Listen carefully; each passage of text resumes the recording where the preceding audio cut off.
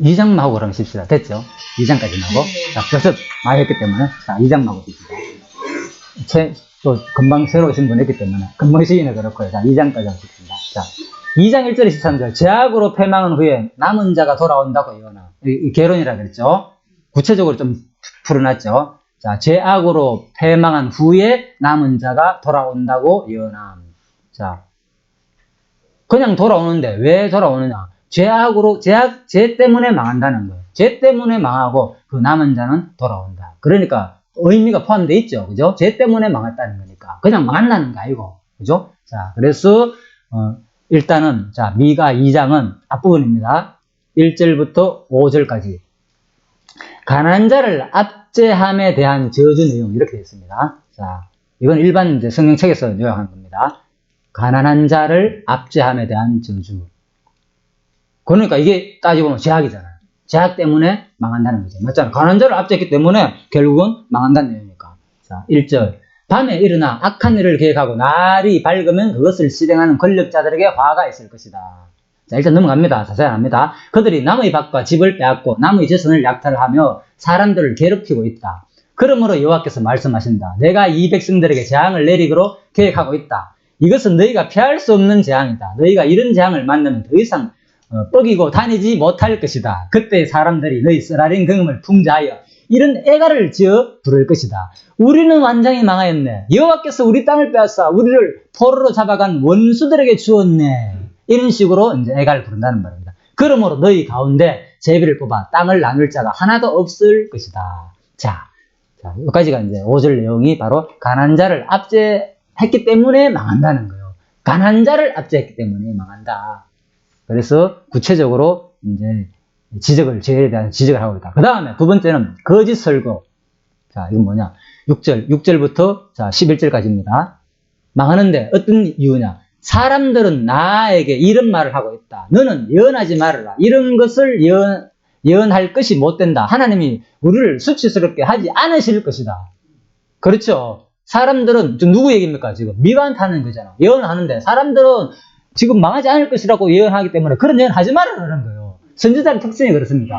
바른 말 하면 전부 다 사람들은 그런 예언 하지 마라 그러고 예수님 당시 똑같은 거예요. 자, 선지서의 핵심은 먼저 미리 얘기합니다. 이제 여러분들이 그냥 거기서 설명 안 해도 되니까. 그러면 내가 다른 것을 설명할 수 있으니까. 본론에 들어가면. 여기서 가르치는 모든 선지자의 예언은 장차 누가 성취할래요? 예수께서. 어떻게 성취할 내용입니까? 어떻게? 그러니까 죽으시고 부활한다. 이건 큰 관념이고. 자, 제가 말씀드릴게요. 누가복음 24장. 자, 이거는 성경을 보면서 말씀드렸습니다. 잘하는 거지만, 그래도 이제 보면은, 그죠? 훨씬 더 이제 확실하게. 자, 누가복음 24장에 보면 이런 말씀입니다. 44절에 보면, 또 이르시되, 내가 너희와 함께 있을 때 너희에게 말한 바, 곧, 모세의 율법과, 다음에, 뭐라고요? 선지자의 글과 시편에 누구? 나를 가리켜 기록된 모든 것이 이루어져야 하리라. 그렇다면 성경을 예수님은 크게, 구조적으로, 예수님의 개론입니다. 세 등분 나눴죠. 모세의 글, 시편, 선지자의 글이 전부 다 누구 얘기? 내 얘기다. 나를 가르쳐 기록된 것이다. 그리고 요한복음 5장 39절은 뭐라고요? 성경은 내게 대한 증거다. 통째로 그냥 성경 전부 다 그 누구 얘기냐? 내 얘기다. 히스토리, 그 역사는 전부 내 얘기다. 한마디로. 성경이 한마디로 내 얘기다. 다른 얘기 없다. 뭐 어렵냐? 성경이 내 얘기다. 마지막 누가복음 24장 44절에서는 뭐 부활 성천하기 전이잖아요. 예수님께서 부활하시고 난 후에 제자들한테 뭐 한 얘기가 잡수시고 난 다음에 바로 앞에 나오잖아요. 여기 뭡니까? 생선 잡수시고 난 다음에 제자들 부활 알잖아요. 갈릴리에서 생선 잡수시고 난 다음에 한 말인 거예요. 예수님께서 마지막에 가기 전에 성경 개론 가르쳤다고. 내가 몇 번 얘기했죠. 우리 개론하면서 이 얘기를 속에서 그랬잖아요. 여러 번 합니다. 마지막 뭐라고요? 선지서, 역사서, 시가서가 전부 내 얘기다. 그래서 오늘 이 장면 이렇게 봐야 된다. 그 말입니다. 지금 비록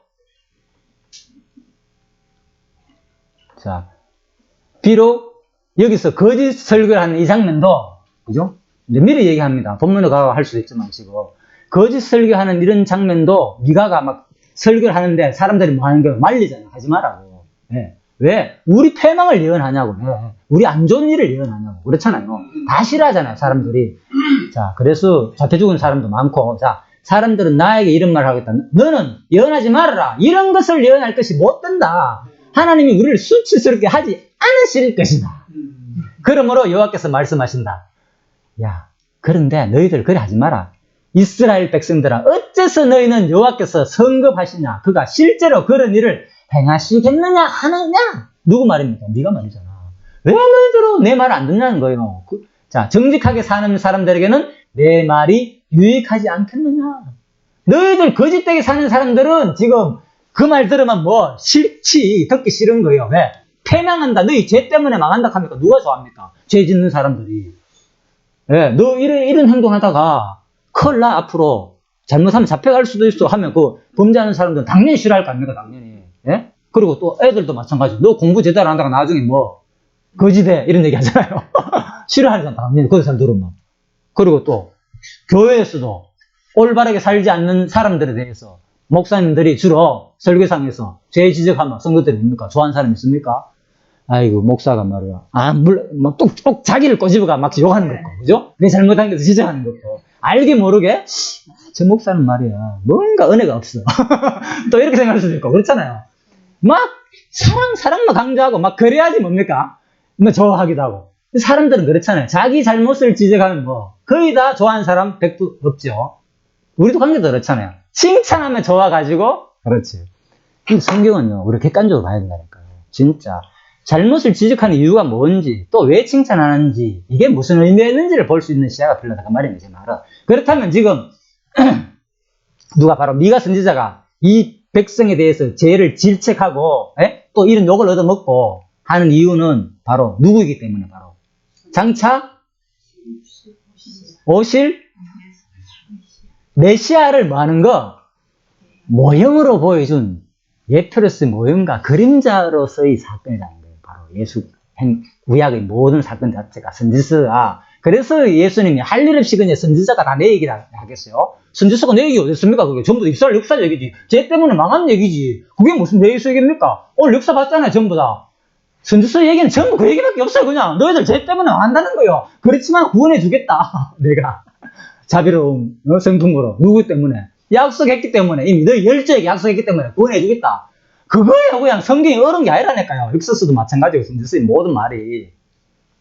그런데 그 말이 바로 예수 얘기라는 거예요. 바로 예수가 이 땅에 오셔가지고 바로 우리들 죄 때문에 수없는 사람이 너희들은 가르치지 않냐. 죄를 질책하고 제발 돌이켜 얘기하라고. 그런데 너희들은 끝까지 뭐 배신하고 불신했지만은 그럼에도 불구하고 예수가 와가지고 제자들이 뭡니까? 예수님이 와가지고 제자들한테 그렇게도 갈게하고 옳고 그름을 가르치는데도 불구하고 제자들은 어떻게 했어요? 예수님을 마지막에 다 배반했잖아요.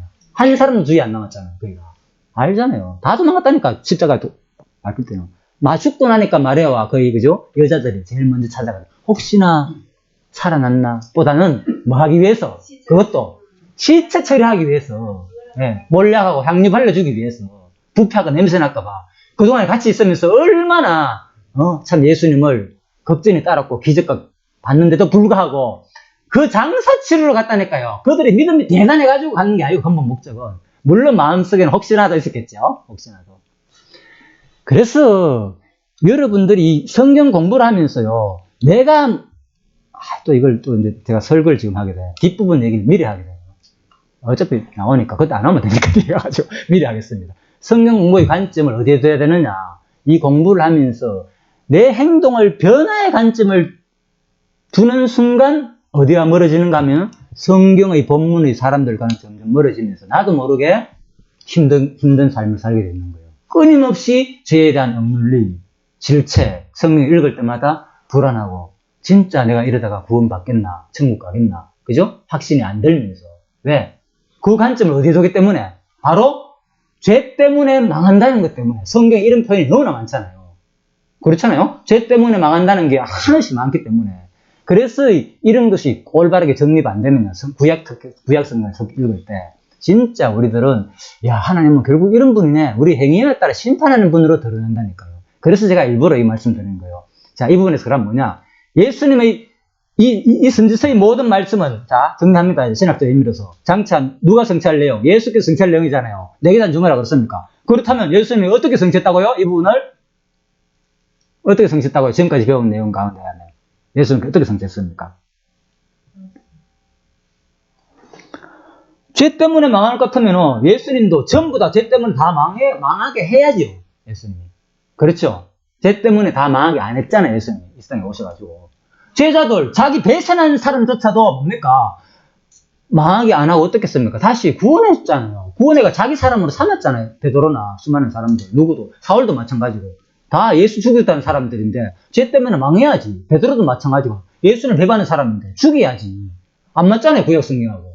그래서 구약 성경은 바로 누구 얘기냐? 장차 이 땅에 오실 예수를 모형적으로 보인 사건이라는 거예요.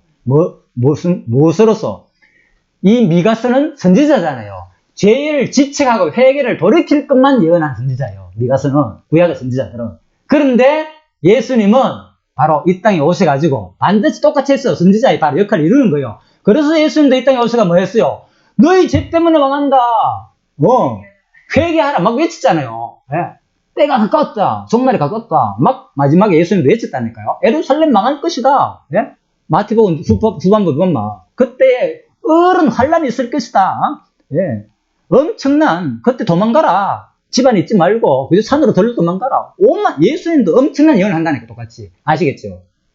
그런데, 바로 이 장면은 바로 누가 앞으로 오셔가지고, 참 선지자로 오실 예수께서 선지직으로서 앞으로 뭐 하실 것을, 죄 때문에 망하고, 반드시 죄의 결과는 받을 것을 외칠 것이라는 모형적인 사건이라는 거예요. 그런데, 이스라엘 백성들은 분명히 어떻습니까? 죄의 결과로 북이스라엘이고 남쪽 유다가 어떻겠습니까? 망했잖아요. 그런데 망했는데 그러면은 그 당시의 사람들은 예수님이 외친 당시의 사람들은 망하면 안 되잖아요.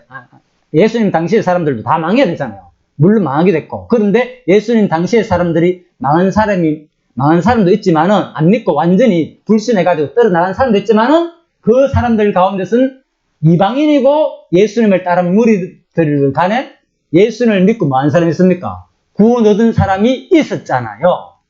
그런데 이 당시에는 722년에 이 당시에는 전부 다 어떻겠어요? 분명히 이 죄의 결과로 북쪽 이스라엘, 남쪽 유다도 전부 다 망했잖아요. 그러면 뭔가 안 맞는 거잖아요. 구조 자체가. 예수 얘기라면. 그래서 이 구조는 어떻게 이해해야 되느냐? 이 북이스라엘, 바로 선지직으로서 구약의 선지자들은 바로 뭐냐? 바로 온전하지 못한다는 것을 모형적으로 보여준다는 거예요. 바로 그 당시에는. 그런데 그 당시에는 온전하지 못하지만 이 후대 당시에 어떻게 합니까? 후대 당시에 이스라엘 백성, 북이스라엘 패망시대의 사람들은 분명히 망했잖아요. 구원 뭐 했잖아요, 지금 요나가. 회개한다고 그때 구원했습니까? 결국 망했잖아요, 요나. 아니. 미가가 겪어봤잖아요. 그러면 언제 이들이 나중에 회복됩니까? 나중에 회복 시대에 가가지고 언제 학계, 서가라, 말라기 그 시대에 회복되잖아요.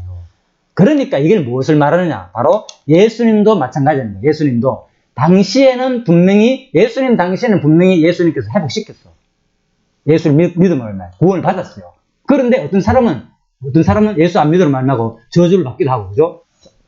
예수 믿는 사람도 찾아왔지만 돌려보내기도 하고 택자와 불택자를 구분해가지고 분명히 했어요. 이게 뭔가 하면은 예수님 당시에 복과 저주의 말씀인 거예요. 그래서 바로 선지서들은 어떻게 보면은 뭔가 논리적으로 예수님 당시에 안 맞는 것 같기도 해요. 그래서 한마디로 뭐냐?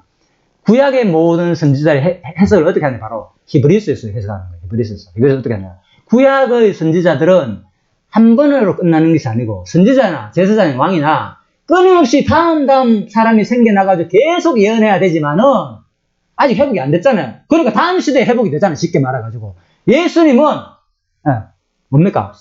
죽이기도 하고 살리기도 하는 것을 예수님 당시에 다 완전히 성취할 것을 모형으로 보여준 것이라는 거예요. 그래서 구약 선지자에서는 완전히 모든 사건의 역사서 가운데서 안 이루어지는 거예요. 회복 내용까지 없는 거예요. 바로 똑같은 예수에 대한 선지자지만은 바로 부족한 모형적인 선지자다. 그래서 우리가 선지서나 역사서가 시가서가 전부 다 그 왕들이나 선지자가 예수에 대한 모형이다 이렇게 생각했을 때는 똑같이 생각하면 구조가 뭔가 안 맞을 거예요. 왜? 그 선지자를 외쳤으면 구원까지 다 해야 되잖아요. 이스라엘 민족을.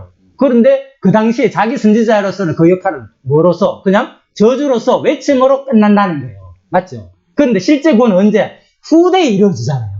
그래서 예수님은 그냥 끝나는 게 아니고 예수 당시에 자기가 외치기도 하고 구약 선지자 역할로서 외치가 복과 저주도 선포했고 그 다음에 예수님은 자기가 직접 돌아가심으로 그 사람들을 구원까지 했다는 거예요. 그 당시 사람만 구원한 게 아니고 과거, 현재, 앞으로 모든 사람들을 일시적으로 단번에 다 구원까지 성취하신 분이 예수라는 걸 가르치는 게 바로 히브리서라는 거예요. 이제 이해됐죠? 그래서 구조적으로 이런 부분을 제가 오늘 어려운 부분이다. 이거 솔직히 조금 신학적인 문제이기 때문에 일반적으로 이런 질문을 안 해도 상관없습니다. 근데 언젠가는 공부를 하다 보면 뭔가 논리적으로 조금 안 맞을 수 있다. 구약 구조와 신약 구조가 이런 질문이 왔을 때 반드시 대비적으로 구약은 선지자들은 완전한 선지자가 아니다. 뭔가 부족한 모형적인 선지자를 이해해야만 이 구조가 이해되는 거예요. 신약을 비교할 때. 그렇죠? 예, 그렇죠. 그래서 신약은 복과 저주뿐만 아니고 완전히 구원까지도 이루는 거예요. 근데 구약의 선지자를 보면 예수의 모형이라면 해야 하잖아, 구원을. 그렇죠? 선포했다면. 근데 크게는 물론 기적으로 표적으로 병 나서 정도 이런 건 있지만 예수님도 했으니까.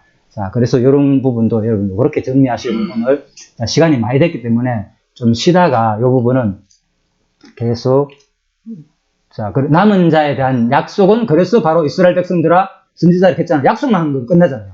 그죠?